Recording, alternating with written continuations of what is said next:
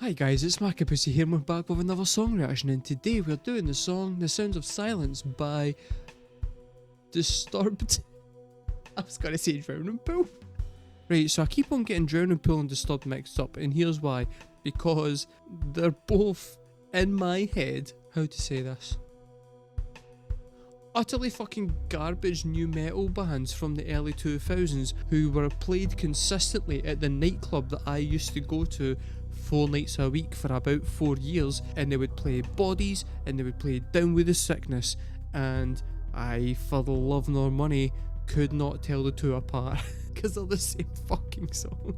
And it's not just them, it's POD, Static X, American Head Charge. Who else was there? Puddle of Mud. Puddle of fucking Mud. All day bands. Dreadful. Dreadful, right? Yet an absolute bop.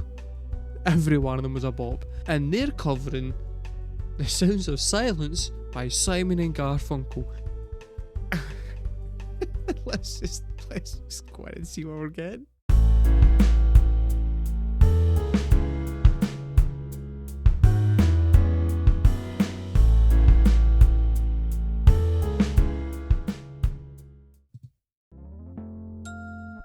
Please welcome Disturbed!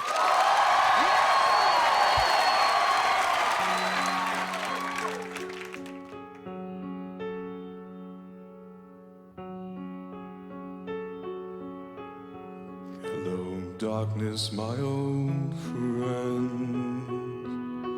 I've come to talk with you again. Because a vision softly creeping left its seeds while I was sleeping.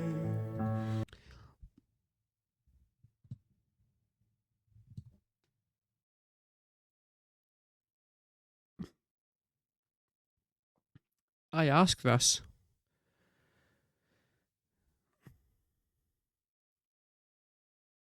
No to take the piss. When the fuck did he learn to sing? Where was that? back to Down With The Sickness. Fucking prick. It's deep. It's deep. I'm just gonna say that now. It's deep. Other than that, so far, nice. It's aye. We'll just wait for the digga. Sounds of Silence, but And the vision that was planted in my brain still remains within the sound of silence. okay. Yeah. In restless dreams I walked alone, narrow streets of cobblestone, neath the halo of a street lamp. I turned my collar to the cold and damp, when my eyes were stared by the flash of a neon light that split the night. Nah. I'm calling bullshit. Right? And here's why. The way that he pronounces those words, the absolutely flawless fucking vocal technique that he's got going on, his intonation, his breathing, all of it. He is a classically trained singer. What the fuck was he doing in Disturbed?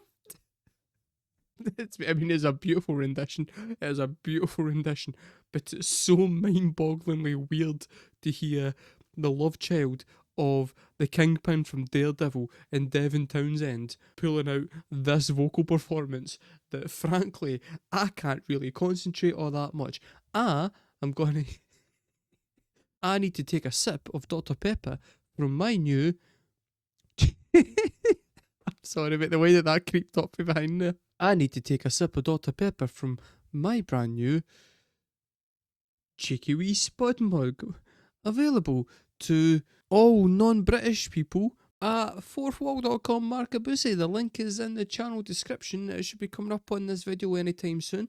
It retails for about $199.99 and it holds about 1/30th of a gallon of Dr. Pepper. And touch the sound of silence.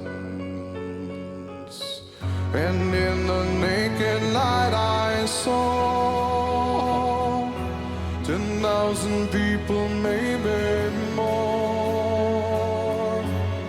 People talking without speaking.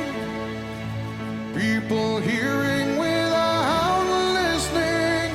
People writing songs and voices never shared, and no one dared disturb the sound. I don't know yet. I'm going to decide at the end of the video, so stick around for that. But at the moment, if you're talking about early 2000s new metal bands who then kind of tried to reinvent their image by doing a cover version of an already familiar hit and using that to kind of like extend the life warranty of their brand, then obviously the number one for that is Puddle of Mud with About a Girl. And I don't know yet, I'll wait to see how this ends, if this is better or worse than Puddle of Mud's version of About a Girl. At the moment, it's good, but it doesn't have that wee special sauce that Puddle of Mud had. But there's still time. For me, that's the gold standard. Cover songs, that's kind of the gold standard at this point. So, I mean, let's look at some examples. You've got Guns N' Roses with fucking Live and Let Die, right? Guns N' Roses with Live and Let Die. It's a good cover. It's a good cover. You've got Pixies did a cover of Cactus. No, David Bowie did a cover of Cactus by the Pixies. It was pretty decent. Nirvana did a cover of The Man Who Sold the World, and it was good. It was fine. It was all right. Johnny Cash, Hurt, yeah, it's a fine cover. It's all right. But Puddle of Mud, About a Girl, that's the kind of cover that goes and sparks like social change. I don't know if this is on that level yet. Of silence, fools say that you do not know. Silence like a cancer grows. Hear my words and I might teach you. Take my arms and I might reach you. But my words, like silent raindrops, fell and echoed in the wells of silence. And the people bowed and prayed to the neon god they made. And the sign lashed out its warning, and the words that it was forming. And the sign said the words of the prophets are written on the subway walls and tenement halls, and whispered in the sound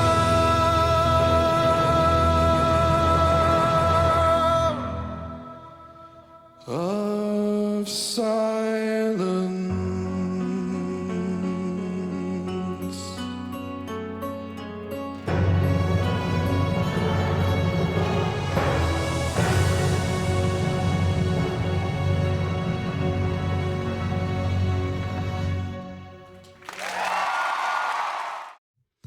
All joking aside, right, it's a very, very good rendition of that song. His singing is fantastic, frankly, it is.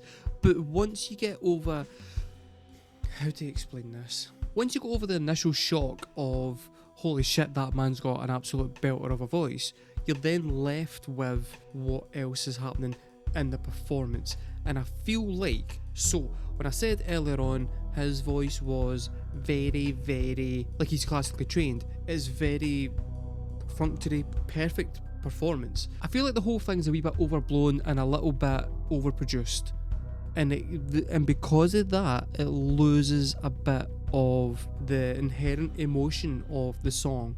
Simon and Garfunkel's version of that song is kind of haunting, deliberately so, and I feel like that's lost in here because it is, the production on it's really safe. His singing is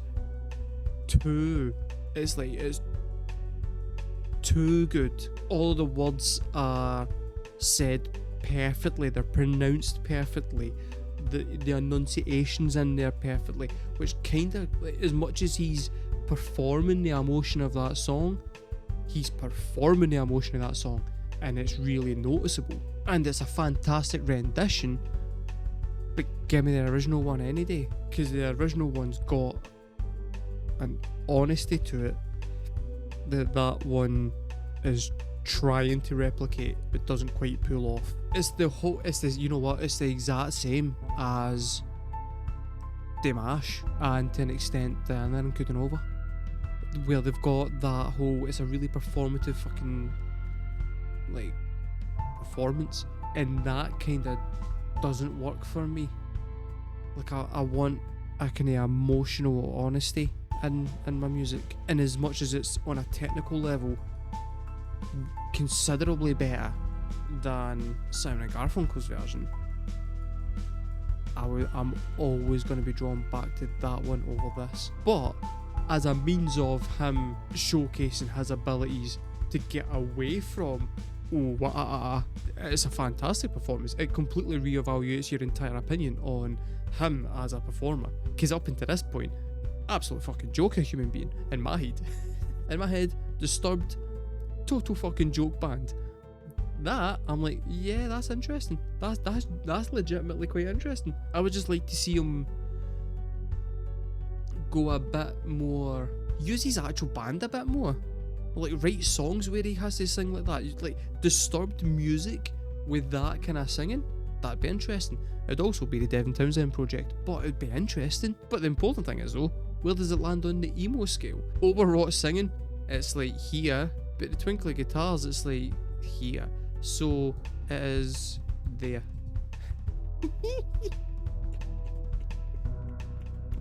I'm happy with that. I'm happy with that placement.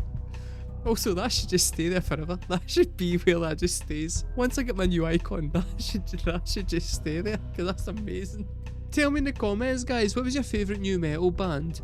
And I know you're all going to say Linkin Park, but right, tell me why it's actually System of a Down. Let me know in the comments below. Let me know in the comments below. What's your favourite System of a Down song? I've been markabusi, guys. Thank you very much for watching, and I will see you next time.